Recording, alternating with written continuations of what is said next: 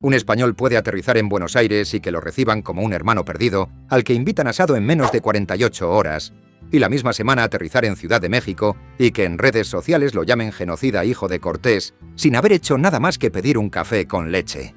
Un mexicano puede escribir un hilo entero contra el Imperio español por la mañana y por la noche llorar con una canción de Joaquín Sabina mientras come jamón ibérico de Salamanca importado por Amazon. Eso no es amor, no es odio, no es respeto, no es desprecio. Es algo más raro y más enredado que cualquier palabra disponible. 500 años llevamos sin saber qué nombre ponerle. Empecemos por lo evidente, porque si no entendemos cómo empezó esto, no vamos a entender por qué después de 500 años seguimos discutiendo sobre lo mismo en Twitter como si hubiera pasado anteayer. En 1492, mientras los reyes católicos terminaban de expulsar a los musulmanes de Granada, firmaron las capitulaciones de Santa Fe con un genovés visionario o estafador, según a quien preguntes, llamado Cristóbal Colón.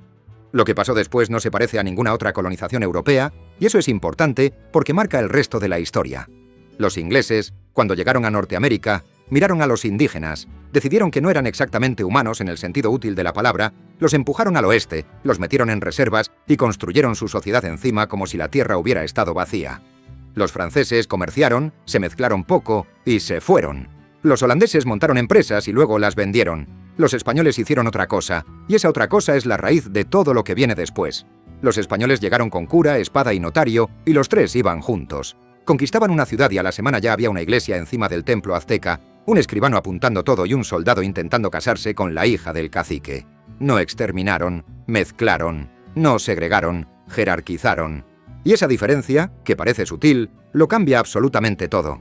Porque si exterminas, no hay relación posible, los muertos no escriben tweets. Pero si te mezclas, si bautizas, si te casas, si tienes hijos mestizos que luego tienen hijos mestizos, lo que construyes no es una colonia. Es una rama nueva del mismo árbol que te hace incapaz de decir dónde acaba uno y empieza el otro. Por eso un argentino y un español tienen apellidos idénticos, comen platos que se parecen demasiado, rezan al mismo Dios con palabras casi iguales, y aún así son capaces de pelearse durante horas sobre si una empanada lleva pasas o no lleva pasas. Hay que decir lo que pasó, sin maquillarlo y sin convertirlo en panfleto de ningún lado. España fundó la Universidad de México en 1551 y la de San Marcos de Lima en 1551 también, casi un siglo antes de que existiera Harvard. Construyó catedrales en Cusco, en Puebla, en Quito, en Cartagena, que hoy siguen siendo patrimonio de la humanidad y reciben turistas que se hacen fotos sin saber muy bien qué están mirando. Llevó el caballo, el trigo, la rueda, la imprenta, el derecho romano y un idioma que hoy hablan más personas en América que en la propia España. Y al mismo tiempo, los mismos barcos que traían misales y libros se llevaban toneladas de plata de Potosí, donde indígenas y africanos morían a un ritmo industrial en la mitad, sistema de trabajo forzado disfrazado de servicio comunitario. El sistema de castas clasificaba a la gente por gotas de sangre: mestizo, mulato, zambo, castizo, morisco, lobo, coyote. No te invento las palabras, eran categorías legales reales. Las dos cosas son verdad a la vez. España construyó universidades y desangró cerros, bautizó a millones y enterró a otros tantos, trajo el español de Cervantes y se llevó el oro que financió las guerras europeas de los Habsburgo. Y esa simultaneidad, esa imposibilidad de quedarte con una sola versión, es la primera capa del lío que todavía no hemos resuelto. Y entonces llega el siglo XIX, y aquí casi todo el mundo cuenta mal lo que pasó, sobre todo porque conviene contarlo mal según de qué lado mires. La versión barata dice que los pueblos americanos se levantaron contra el opresor español y consiguieron su libertad. Bonito, épico, sirve para los libros de texto. Es mentira. Las independencias latinoamericanas no fueron guerras de indígenas contra españoles. Fueron guerras de españoles contra españoles, más concretamente de criollos contra peninsulares. Los criollos eran los españoles nacidos en América, hijos y nietos de los que habían cruzado el océano. Tenían los apellidos, tenían la lengua, tenían la religión, tenían el dinero, pero no tenían los cargos públicos porque eso se los reservaba Madrid para los que venían directamente de la península. Y se cansaron. Bolívar era hijo de aristócratas vascos asentados en Caracas.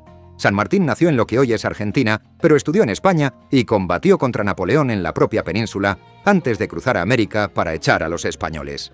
Iturbide era un militar criollo que sirvió a la corona hasta que decidió que mejor no. Cuando Hidalgo grita en Dolores, no grita en náhuatl, grita en español. Cuando se redactan las constituciones nuevas, se redactan en español, con derecho romano de base y referencias a la tradición liberal española de Cádiz. La ruptura fue política, fiscal y militar. Cultural no hubo ninguna. Y eso explica por qué los nuevos países, en lugar de borrar el rastro español como hicieron los irlandeses con el inglés o los argelinos con el francés, se quedaron con el idioma, con la religión, con el derecho, con los apellidos y hasta con la arquitectura. Se separaron del padre, pero no se cambiaron de familia. Esa es la diferencia clave. Por eso 500 años después siguen sin poder decidir si España es la madre patria o el imperio opresor, porque las dos cosas son ciertas y ninguna lo es del todo.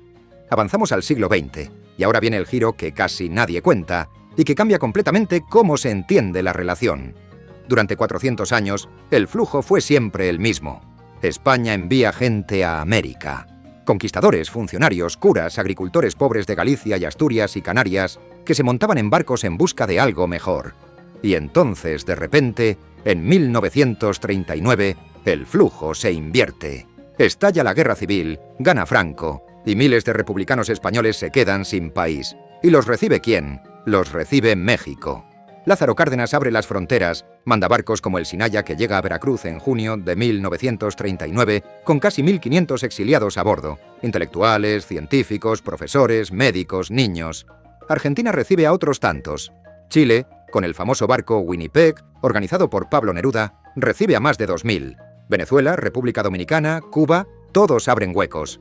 Por primera vez en la historia, América salva a España. Los exiliados fundan editoriales en México que todavía existen, escriben los manuales con los que estudian generaciones enteras de mexicanos, hacen películas, cantan tangos en Buenos Aires, ponen panaderías en Caracas. Sus nietos hoy son mexicanos con apellido catalán, o argentinos con apellido vasco, o venezolanos con apellido andaluz. La memoria de eso no se ha ido. Por eso cuando un español viaja a México y dice que es español, hay un sector grande de mexicanos que piensa primero en el abuelo refugiado de Asturias y no en Cortés. Y luego pasa otra cosa, porque España te hace algo raro, que es ponerse rica. Entra en la Unión Europea, recibe fondos, se moderniza. Los 90 y los 2000 son una fiesta económica que termina mal, pero mientras dura, es una fiesta. Y en ese momento, los flujos vuelven a invertirse otra vez. Empiezan a llegar latinoamericanos, primero ecuatorianos en los 90, luego colombianos, luego argentinos huyendo del corralito de 2001, luego peruanos, dominicanos, bolivianos, y desde más o menos 2015, un tsunami de venezolanos huyendo de Maduro. Hoy Madrid tiene barrios donde se escucha más acento caraqueño que castellano. En el metro de Madrid, a cualquier hora del día, vas a oír argentino, colombiano, venezolano, dominicano, peruano y mexicano antes de oír un acento manchego. Hay arepas en cada esquina, hay carnicerías halal al lado de carnicerías colombianas, hay locutorios que se llaman Mi Pequeña Habana. Lo que parecía imposible, que España se llenara de americanos en lugar de al revés, lleva 20 años pasando, y a estas alturas ya cambió la cara de las ciudades españolas para siempre. El ciclo se cerró. Lo que España envió durante 500 años lo está recibiendo de vuelta con acento, con saudade y con sazón. Ahora bien, todo esto, este ciclo larguísimo de mezcla, ruptura, exilio y retorno, no quita que en el presente la relación esté hecha trizas en muchos frentes a la vez. Y aquí es donde el amor-odio se vuelve más concreto, más actual y más cómico, porque la mayoría de los conflictos contemporáneos suenan a discusión de cuñados en una sobremesa que ya duró demasiado. En 2019, López Obrador, presidente de México, le manda una carta al rey Felipe VI pidiendo que España pida perdón formalmente por los abusos de la conquista. España responde, básicamente, que ni se le ocurra, que los hechos de hace 500 años no se pueden juzgar con la moral de hoy, que cada cual asuma su propia historia. Se monta una bronca diplomática que dura semanas. Mientras tanto, en Colombia, una multitud derriba estatuas de Colón y de Belalcázar, el Conquistador. En Argentina cambian el nombre del Día de la Raza por Día del Respeto a la Diversidad Cultural. En México se restaura simbólicamente a Cuauhtémoc en lugares donde antes había bustos de Cortés. Y en España, mientras tanto, sale Vox haciendo campaña con la palabra hispanidad escrita en mayúsculas y prometiendo defender el legado imperial. Cada gesto desde un lado provoca otro gesto desde el otro, y la conversación se ahoga sola. Mientras tanto, en una capa paralela del mismo mundo, pasa lo opuesto. Bad Bunny llena el Bernabéu, 2 noches seguidas, agotando entradas en horas. Rosalía gana premios en México con un disco que mezcla bulería con dembow. Los Estopa llenan estadios en Buenos Aires. Manu Chao es venerado en cualquier ciudad latinoamericana con más de 100.000 habitantes. Karol G hace una gira por España que parece la final de un mundial. La gente que en Twitter discute si la conquista fue genocidio o evangelización es la misma que el sábado por la noche baila perreo intenso con un cantante colombiano.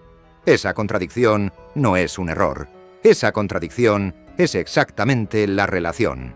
Vamos a hacer una pausa rápida y si llegaste hasta aquí y este enredo te está enganchando tanto como a mí, dale al like y suscríbete, ¿Que esto solo se pone más raro a partir de ahora? ¿Sigamos? Porque hay otra discusión que parece menor, pero no lo es, que es la del idioma.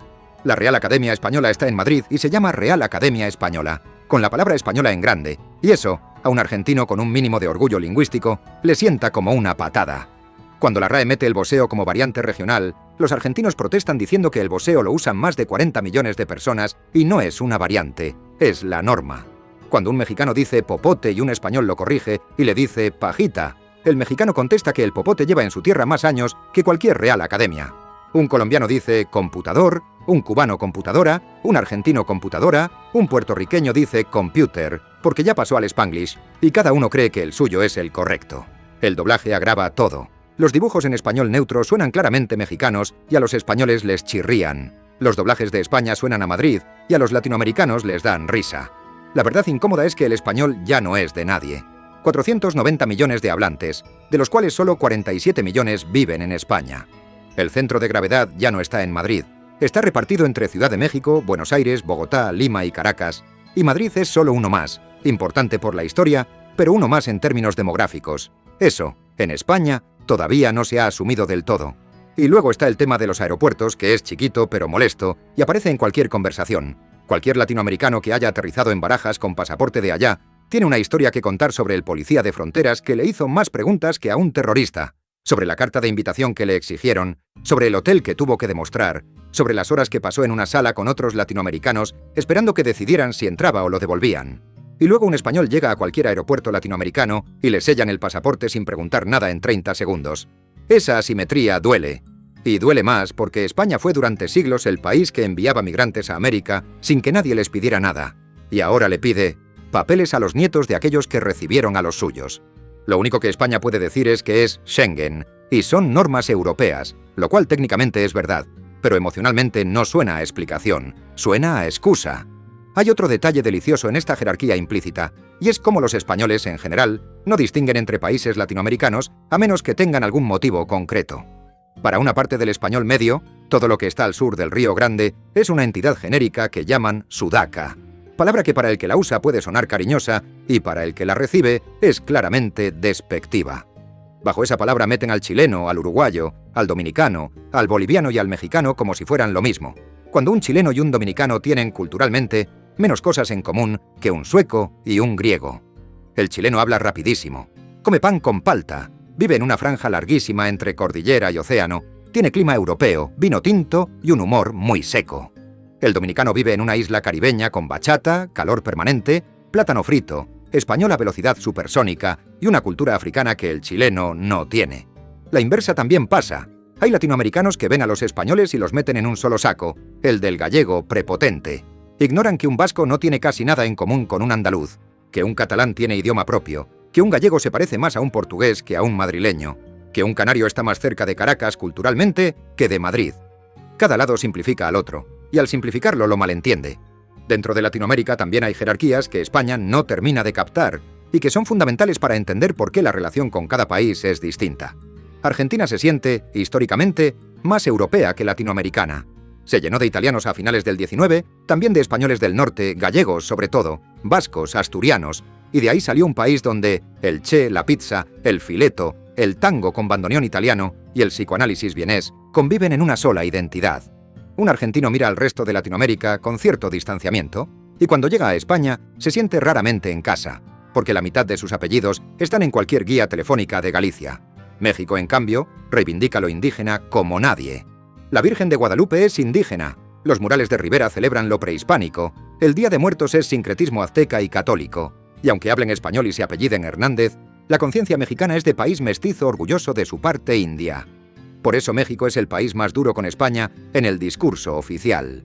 Colombia está en el medio, equilibrando un mundo andino con un mundo costeño caribeño, con poetas, con vallenato, con narcos, con cumbia, con una literatura que parece escrita por brujos.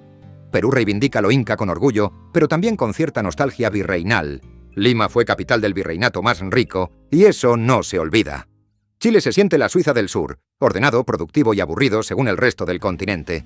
Uruguay es Argentina chiquito y más tranquilo. Paraguay habla guaraní y casi nadie afuera lo sabe.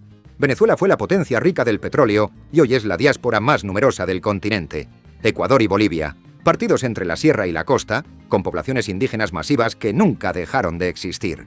Centroamérica es otro mundo. Guatemala con su población maya, Honduras con sus garífunas, El Salvador con sus pandillas, Nicaragua con Sandino, Costa Rica que se cree distinta, Panamá con el canal y los dólares, Cuba con su revolución y su música, República Dominicana con merengue y béisbol, Puerto Rico colonia ambigua de Estados Unidos. Cada uno con sus razones propias para querer y odiar a la madre patria al mismo tiempo. Brasil es otra cosa, habla portugués, mira a España con curiosidad de vecino lejano, y su lío con Portugal es otra película. Y en medio de todo esto, hay un nivel que casi nadie cuenta porque incomoda a los dos lados, y es el racial. España durante mucho tiempo se vendió a sí misma como un país blanco, europeo, católico, y trataba a sus excolonias como territorios mestizos, una mezcla pintoresca de español, indígena y africano. Esa imagen funcionaba mientras España fuera homogénea. Pero en los últimos 20 años, con la inmigración latinoamericana masiva, esa imagen se rompió. Madrid ya no es blanca, ya no es europea en sentido visual estricto, y muchos españoles tuvieron que confrontar sin haberlo pedido una realidad incómoda, y es que el mestizaje no es algo lejano, es algo que está ahora caminando por la Gran Vía. A su vez, en Latinoamérica, las jerarquías raciales internas siguen pesando como una losa. Los apellidos europeos siguen estando más representados en las élites, los apellidos indígenas siguen estando más representados en las clases populares. Y aunque oficialmente todos sean mestizos, en la práctica los rasgos físicos pesan en la contratación, en el matrimonio, en la política, en la televisión. España se hace la sorprendida por la mezcla cuando lleva 500 años fabricándola, y Latinoamérica se proclama orgullosamente mestiza mientras blanquea las telenovelas y los anuncios. Es momento de hablar de la cultura compartida, porque sin esto el vídeo se queda cojo, y este es el corazón del amor en la ecuación amor-odio. La densidad de cosas que comparten España y Latinoamérica no tiene precedente en la historia mundial. Francia tiene un vínculo con Senegal o con Vietnam, pero un senegalés no se reconoce en una película francesa, ni un francés se siente en casa en Dakar. Inglaterra tiene la Commonwealth con India, Australia, Sudáfrica, Canadá, pero un indio y un inglés no se reconocen en una telenovela compartida ni leen la misma poesía. Holanda tuvo Indonesia y Suriname, y la relación es prácticamente arqueológica. España y Latinoamérica son un caso único. Cervantes y García Márquez se leen como dos eslabones de la misma cadena. Las telenovelas mexicanas se ven en horario de máxima audiencia en España, y las series españolas se ven en Netflix por toda América. El fútbol es un solo continente espiritual. Messi juega en el Barça, Vinicius en el Madrid, Suárez en el Atlético. La comida es un ida y vuelta delicioso. El tomate y la patata cruzaron el Atlántico desde América, volvieron convertidos en tortilla, en patatas bravas, en gazpacho, y la española volvió a cruzar como croquetas y como paella, ahora reinterpretadas en versiones argentinas, mexicanas y peruanas. La música es otro océano compartido. El flamenco bebe de los gitanos, de lo árabe, de lo africano que vino vía América, vía Cuba. La salsa nació en Nueva York con músicos cubanos y puertorriqueños y hoy se baila igual en Cali, en Madrid, en Tenerife y en San Juan. El reggaetón vino de Panamá vía Puerto Rico, conquistó el mundo entero y hoy un niño de Móstoles canta a Bad Bunny con acento puertorriqueño sin saber dónde queda Puerto Rico. Rosalía mezcla bulería con dembow y todo el mundo. El flamenquito puro y el reggaetonero más duro se enoja con ella, lo cual probablemente significa que está haciendo lo correcto. El cine también juega su parte. Almodóvar es santo en México. Iñárritu, Cuarón y Del Toro son santos en España. Las películas argentinas como El secreto de sus ojos arrasan en taquillas españolas.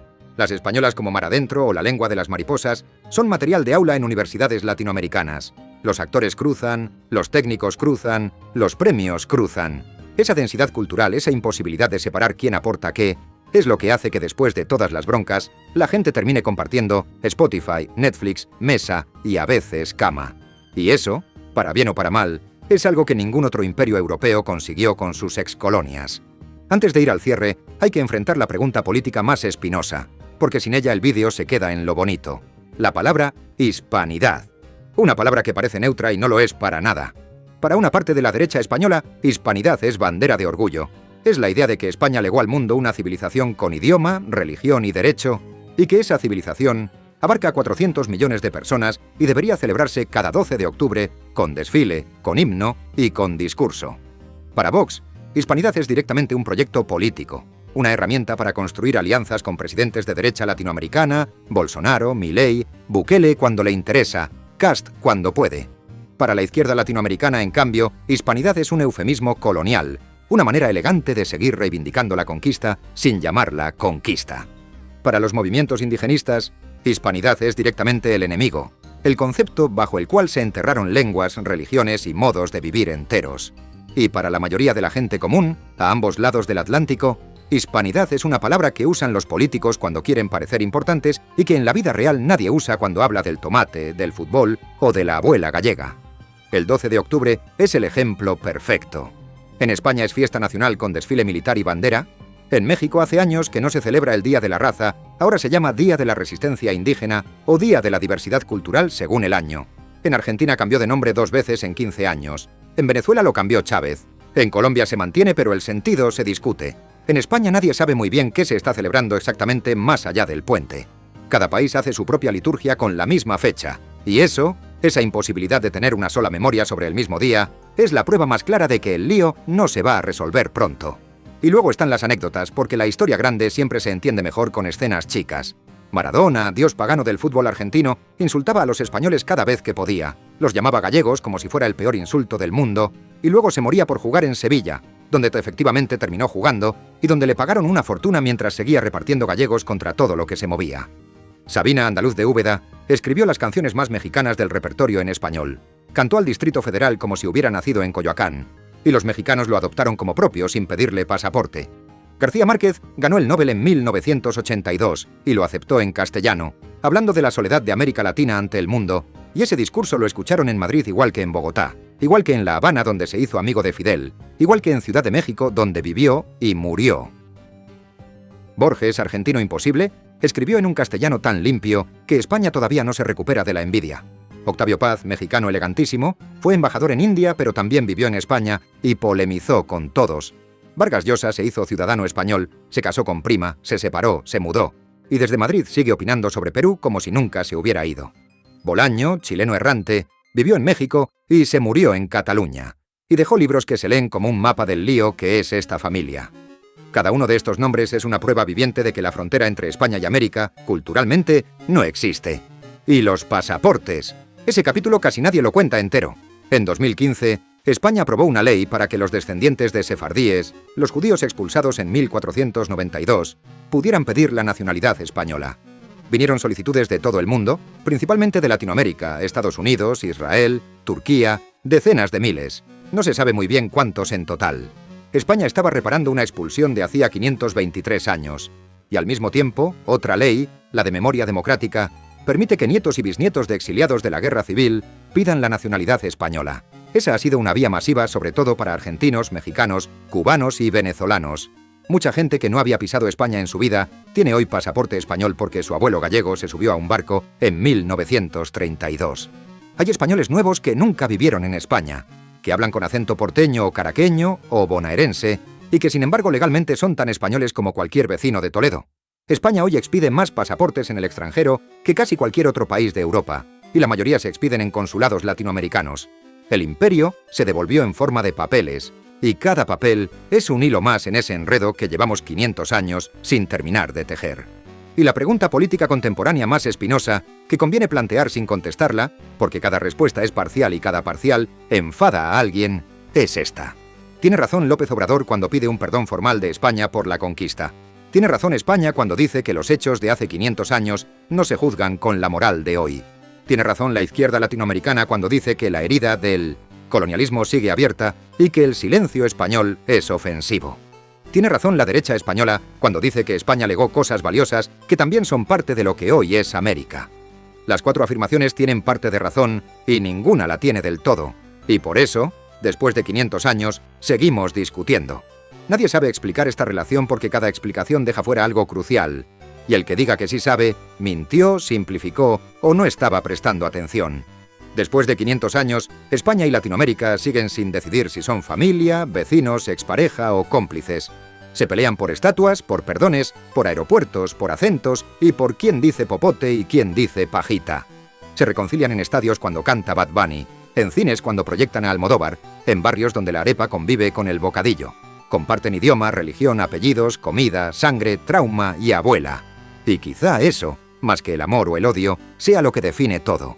Lo imposible de esta historia no es quererse ni odiarse, lo imposible es ignorarse. Y mientras eso siga siendo imposible, esta conversación va a seguir, otros 500 años si hace falta.